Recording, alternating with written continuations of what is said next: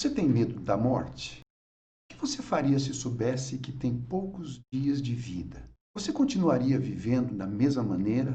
Você faria as mesmas coisas que você faz todo dia? Eu te convido a assistir este vídeo até o fim, porque ele não fala apenas de morte, ele fala sobretudo de vida e de esperança. Bem-vindo ao canal da Fé.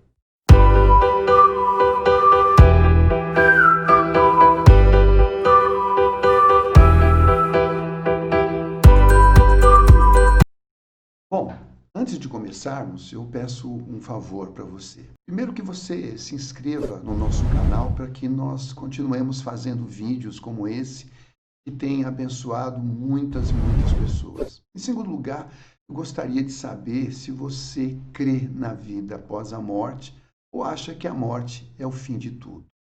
Por favor, coloque o seu comentário logo abaixo. Obrigado. Bom, vamos lá.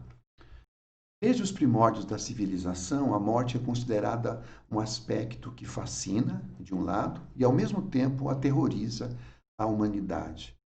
A morte e os possíveis eventos que acontecem depois são historicamente fonte de inspiração para diversas doutrinas filosóficas e religiosas, mas também uma inesgotável fonte de temores, angústias e ansiedades para nós, seres humanos. O tema da morte não é de forma alguma uma discussão atual, embora esteja tão próxima nesses tempos de pandemia.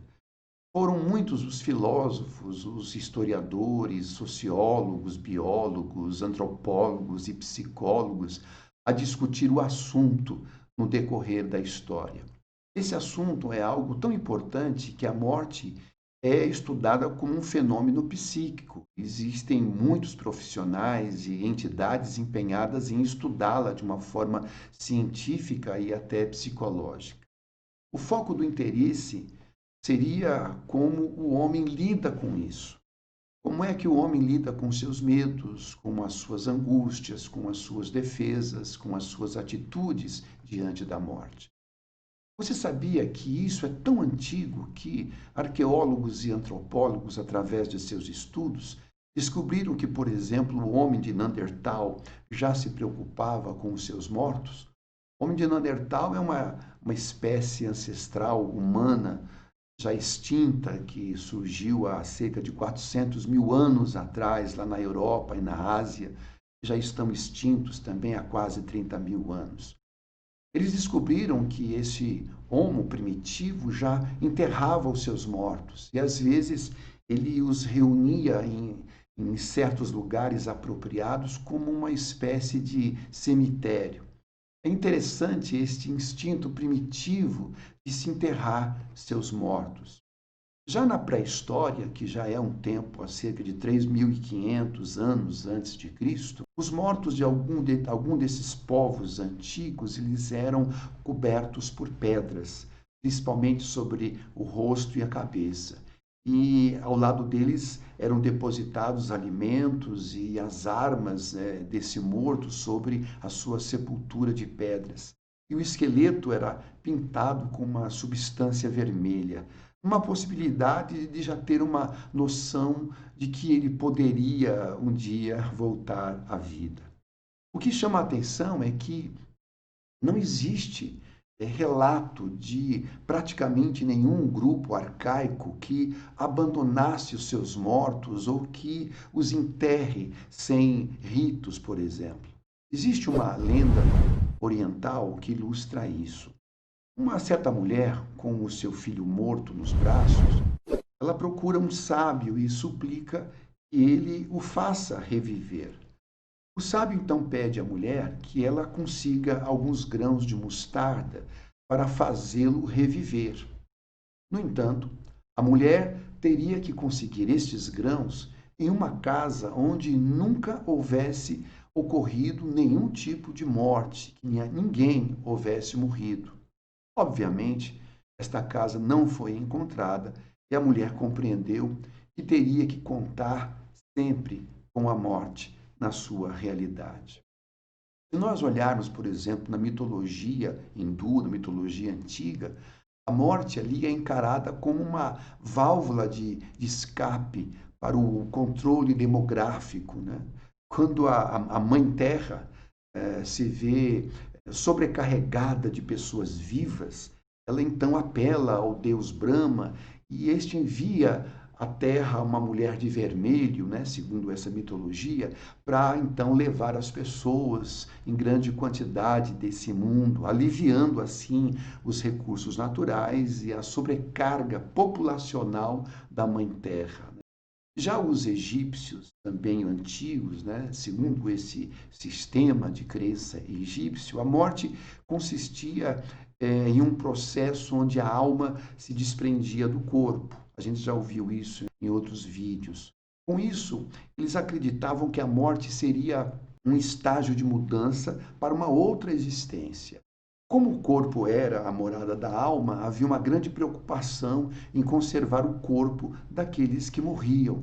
Dessa forma, eles desenvolveram variadas técnicas de mumificação capazes de preservar um cadáver durante anos e anos a fio, até que o espírito retornasse ao corpo. Essa era a visão deles. Uma das nações assim que lida com a morte hoje nos nossos dias é o México. Lá tem o Dia dos Mortos e tem todos os ingredientes de uma festa. Nesta data se lembra do morto, mas também se lembra do que ele gostava de comer, do que ele gostava de beber e até da música que ele gostava de ouvir. Aí as famílias inteiras, elas vão aos cemitérios, vão com cerveja, vão com comida, e tudo é decorado com as flores da época, né? E tem até os mariachis, que são aqueles cantores mexicanos muito conhecidos pelos filmes, e até os trios que são especializados em ir cantar nas tumbas para animar o ambiente. Eles fazem uma verdadeira festa lá no Dia dos Mortos. E há coisas muito interessantes, né? Como doces com motivos fúnebres. Existe o pão do morto, que é um pão doce decorado com figuras de ossos e polvilhados com açúcar mascavo. Também há caveirinhas de açúcar para as crianças, pequenos crânios feitos de doce e assim por diante. Isso vai tão longe que lá existe um museu, um lugar onde as pessoas vão ali para ver os mortos mumificados, os corpos que foram exumados, né, podem ser observados nesse chamado Museu das Múmias, que se tornou uma das principais atrações turísticas ali do país. Isso são maneiras que as nações, as civilizações, as culturas encaram a morte de diversas maneiras. Existe até uma frase de Freud, ele diz o seguinte, que ninguém crê em sua própria morte. Inconscientemente estamos convencidos de nossa própria imortalidade. Parece que pensar na morte é um tabu. Pensar na morte é uma coisa ruim. Ninguém pensa que um dia vai morrer. Isso é uma coisa óbvia e clara. Mas aonde nós queremos chegar com isso? Eu quero chegar, na verdade, à Bíblia Sagrada. O que a Bíblia fala da morte?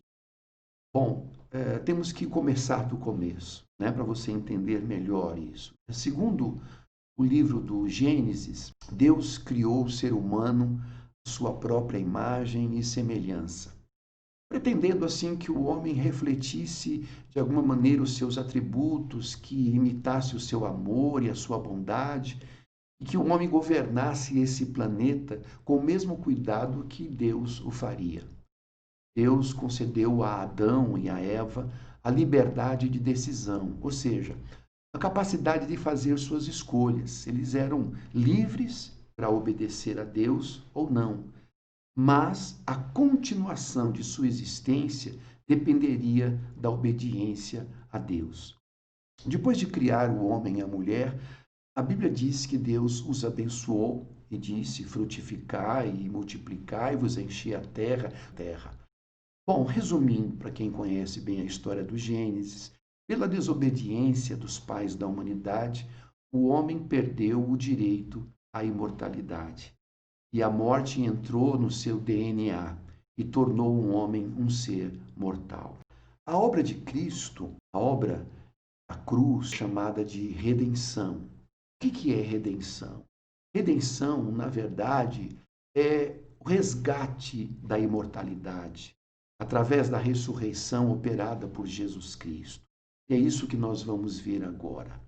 Eu quero ler com você um texto, que é um texto-chave para nós entendermos melhor essa visão bíblica, que está no livro de 1 Tessalonicenses 4, no versículo 13 e 14. E diz assim, preste atenção.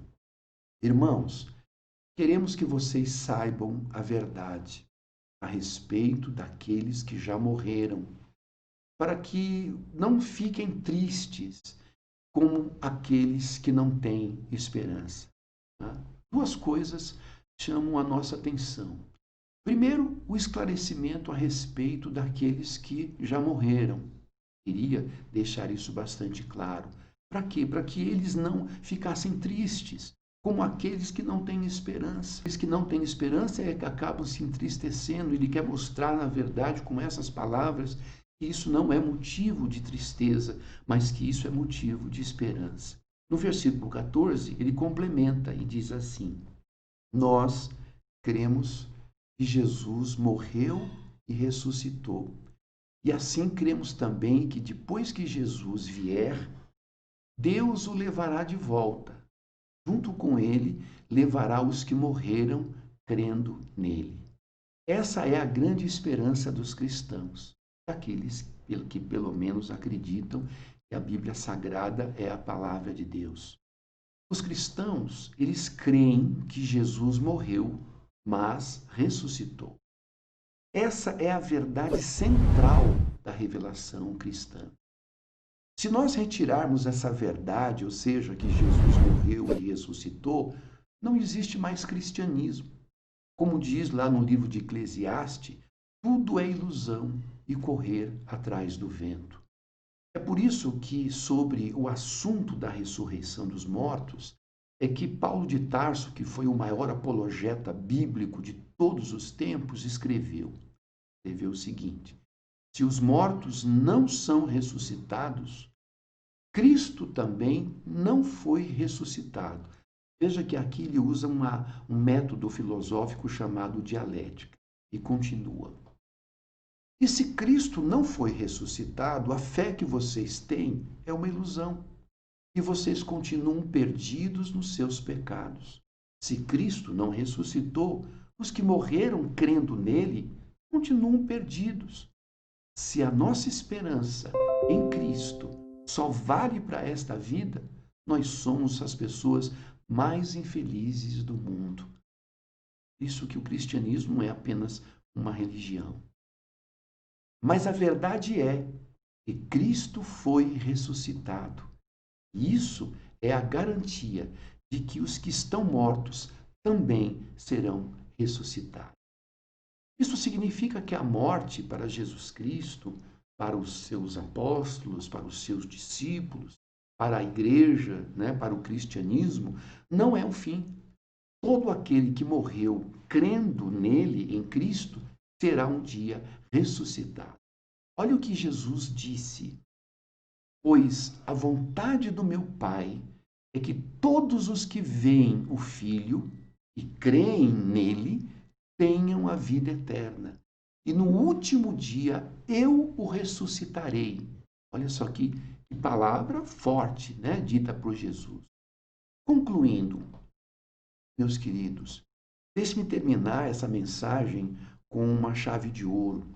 Ouça com atenção as palavras finais que darão muito conforto ao seu coração e esperança a respeito daqueles que já morreram. Olha o que está escrito em 1 Coríntios 15, no verso 51 a 54. Diz assim: escutem bem este segredo. Nem todos vamos morrer, mas todos nós vamos ser transformados num instante, num abrir e fechar de olhos. Quando tocar a última trombeta, ela soará, os mortos serão ressuscitados como seres imortais. E todos nós seremos transformados, pois este corpo mortal precisa se revestir com o que é imortal. Este corpo que vai morrer precisa se revestir com o que não pode morrer.